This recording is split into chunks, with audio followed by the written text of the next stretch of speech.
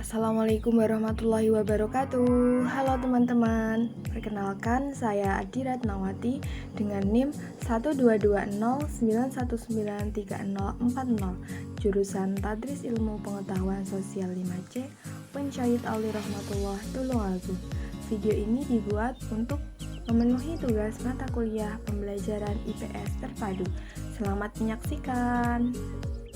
Tema video ini adalah sejarah dengan materi Kerajaan Maritim Indonesia pada masa Hindu-Buddha, materi SMA atau MA kelas 11.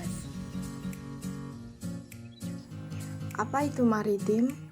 Maritim berasal dari bahasa Inggris yaitu maritim atau bahari. Sedangkan kerajaan maritim berarti kerajaan yang memiliki penguasaan laut yang luas untuk mendukung kegiatan perekonomian dan politik pemerintahannya. Ciri-ciri kerajaan maritim antara lain yang pertama adalah kegiatan ekonomi berasaskan perdagangan dan kelautan. Yang kedua, lokasi biasanya terletak di pesisir pantai, lembah sungai, dan kepulauan. Yang ketiga, terdapat pelabuhan perbekalan yang berkembang menjadi pelabuhan kerajaan. Yang keempat, menjadi pelabuhan singgah apabila menjalin hubungan luar negeri atau dengan kerajaan lain. Kerajaan Kutai. Bukti kemaritiman kerajaan ini yaitu dengan berlokasi di Muara Kaman, Kalimantan Timur, tepatnya di hulu Sungai Mahakam.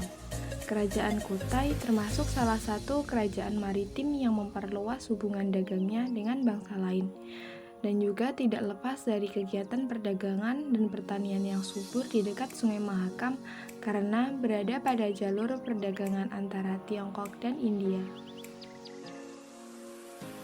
Sistem pemerintahan. Kerajaan ini menganut sistem pemerintahan kerajaan atau monarki, di mana seorang raja mempunyai kekuasaan penuh dalam mengatur rakyatnya. Kekuasaan yang dimiliki raja akan diberikan secara turun-temurun menurut garis keturunannya. Raja yang pernah berkuasa adalah Kudungga, Aswawarman, dan Mulawarman.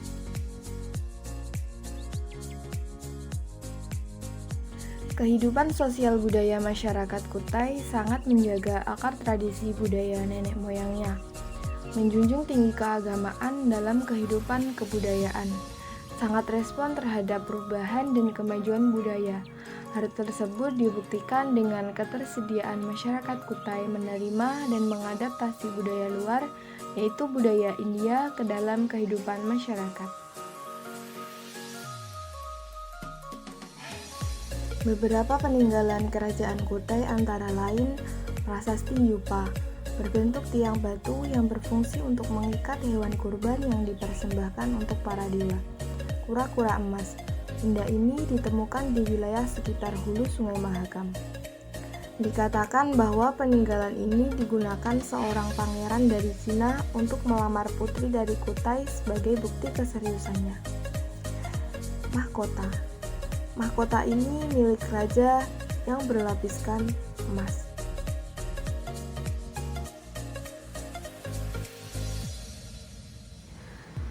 Bukti kemaritiman kerajaan Tarumanegara, yaitu merupakan kerajaan yang berkuasa di wilayah barat Pulau Jawa pada abad ke-4 hingga abad ke-7 Masehi di dekat Sungai Citarum. Terdapat prasasti yang menyatakan dibangunnya pelabuhan dan beberapa sungai sebagai sarana perekonomian. Pada masa pemerintahan Purnawarman, kerajaan Tarumanegara memperluas kekuasaannya dengan menaklukkan raja-raja kecil di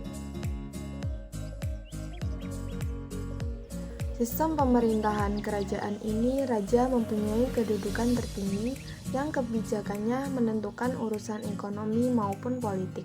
Sistem pemerintahan dan kehidupan politiknya diceritakan dalam prasasti Muara.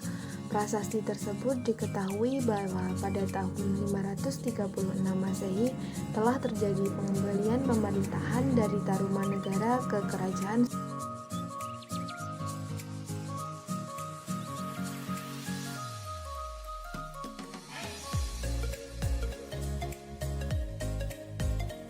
Kehidupan sosial budaya masyarakatnya dipengaruhi oleh agama Hindu. Pengaruh itu antara lain dikenalnya sistem dewa-dewi, mitologi, bahasa dan sastra, serta upacara keagamaan. Masyarakatnya terdiri atas golongan istana dan masyarakat biasa. Memiliki budaya yang tinggi, terbukti dengan penggalian sungai untuk mencegah banjir dan saluran irigasi untuk kepentingan pertanian.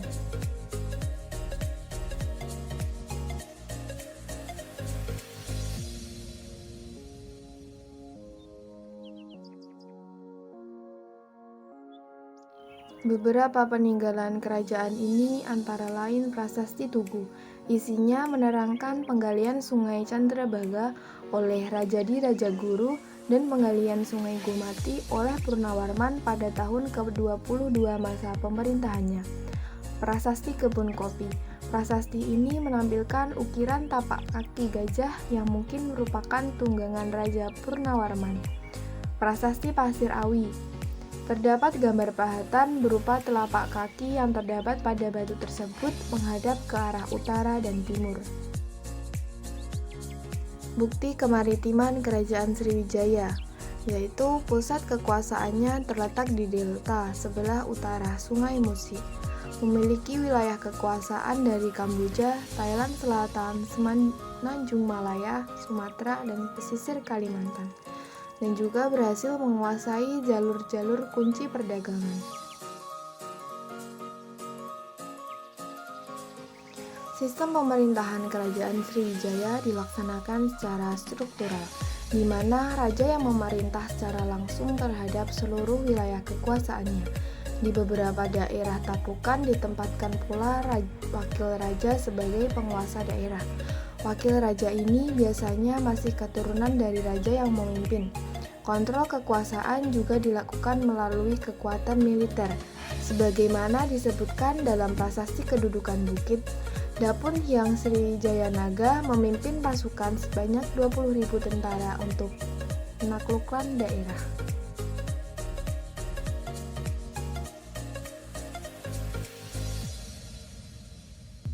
Kehidupan sosial budaya masyarakat Sriwijaya menggunakan bahasa Melayu kuno sebagai bahasa pengantar, terutama dengan para pedagang dari Jawa Barat, Bangka, Jambi, dan Semenanjung Malaysia.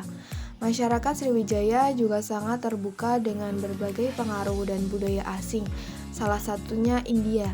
Budaya India yang masuk berupa penggunaan nama khas India, adat istiadat, dan agama Hindu-Buddha.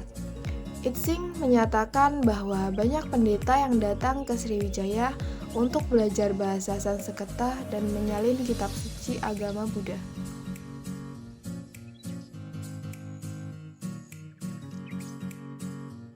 Beberapa peninggalannya yaitu Prasasti Talangtuo. Isinya menceritakan tentang pembangunan taman oleh Sri Jayanasa untuk kesejahteraan semua makhluk. Prasasti Kota Kapur berisi kalimat-kalimat ancaman berupa sumpah dan kutukan terhadap pihak yang tidak tunduk pada penguasa kala itu. Prasasti Ligor. Prasasti ini adalah sebuah pahatan dalam dua sisi, yakni pada bagian pertama disebut sebagai Prasasti Ligor A atau sebagai naskah Vyangsa. Sedangkan di bagian lain prasasti itu disebut Ligor B dengan aksara Kawi. Dari Ligor, sebuah manuskrip berisi berita tentang Raja Sriwijaya, yakni raja-raja dunia yang telah didirikan oleh Tri Samaya Caita sebagai Karaja.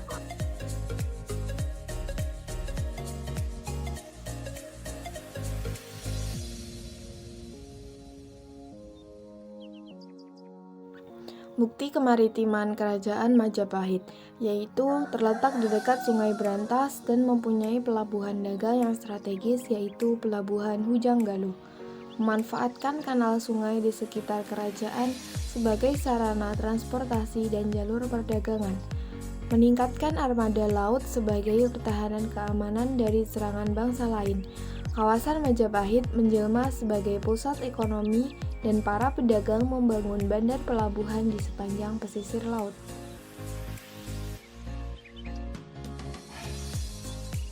Kerajaan ini memiliki struktur pemerintahan dan birokrasi yang teratur pada masa pemerintahan Hayam Wuruk. Struktur tersebut tidak banyak berubah selama perkembangan sejarahnya, menganggap raja sebagai penjelmaan dewa di dunia dan memegang otoritas politik tertinggi.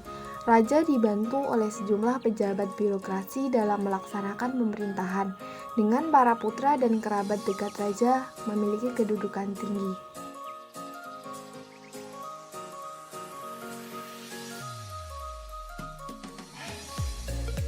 Kehidupan sosial budaya pada masa itu berkembang agama Hindu, Shiva, dan Buddha.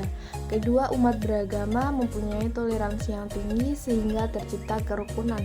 Hal tersebut ditegaskan dalam kitab Sutasoma dengan kalimat Bhinneka Tunggal Ika Tanhana Dharma Maggawa. Urusan keagamaan diserahkan kepada pejabat tinggi yang disebut dengan Dharma Dyaksa. Pada masa ini, bidang seni sastra berkembang pesat, sehingga menghasilkan banyak karya seni antara lain Kitab Negara Kertagama, Kitab Arjuna Wiwaha, Kitab Pararaton, Kitab Pronggolawe, dan sebagainya.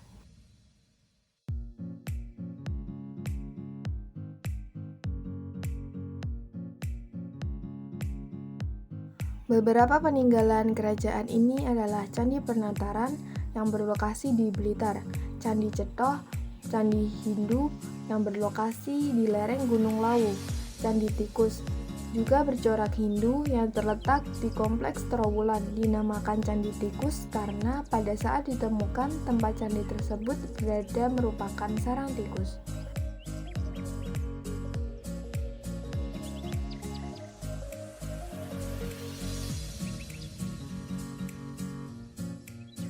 Terima kasih teman-teman. Semoga bermanfaat. Wassalamualaikum warahmatullahi wabarakatuh.